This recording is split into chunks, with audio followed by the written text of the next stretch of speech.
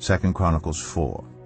He made a bronze altar 20 cubits long, 20 cubits wide, and 10 cubits high. He made the sea of cast metal, circular in shape, measuring 10 cubits from rim to rim, and 5 cubits high. It took a line of 30 cubits to measure around it. Below the rim, figures of bulls encircled it, 10 to a cubit. The bulls were cast in 2 rows in one piece with the sea.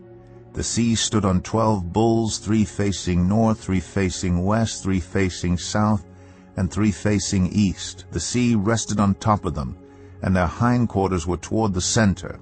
It was a handbreadth in thickness, and its rim was like the rim of a cup, like a lily blossom. It held 3,000 baths.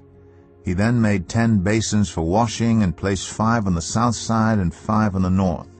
In them the things to be used for the burnt offerings were rinsed, but the sea was to be used by the priests for washing. He made 10 gold lampstands according to the specifications for them, and placed them in the temple, 5 on the south side and 5 on the north. He made 10 tables and placed them in the temple, 5 on the south side and 5 on the north. He also made 100 gold sprinkling bowls. He made the courtyard of the priests, and the large court, and the doors for the court, and overlaid the doors with bronze. He placed the sea on the south side, at the southeast corner. And Huram also made the pots and shovels and sprinkling bowls. So Huram finished the work he had undertaken for King Solomon in the temple of God. The 2 pillars, the 2 bowl-shaped capitals on top of the pillars, the 2 sets of network decorating the 2 bowl-shaped capitals on top of the pillars, the 400 pomegranates for the 2 sets of network, 2 rows of pomegranates for each network, decorating the bowl-shaped capitals on top of the pillars, the stands with their basins, the sea and the 12 bulls under it, the pots, shovels, meat forks, and all related articles. All the objects that Huram-Abi made for King Solomon for the temple of the Lord were of polished bronze.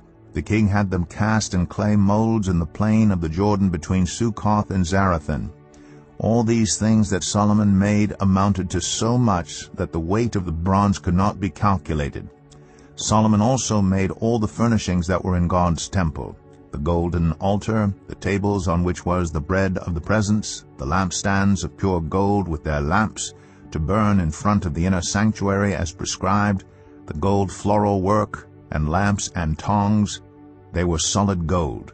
The pure gold wick trimmers, sprinkling bowls, dishes, and censers, and the gold doors of the temple, the inner doors to the most holy place, and the doors of the main hall.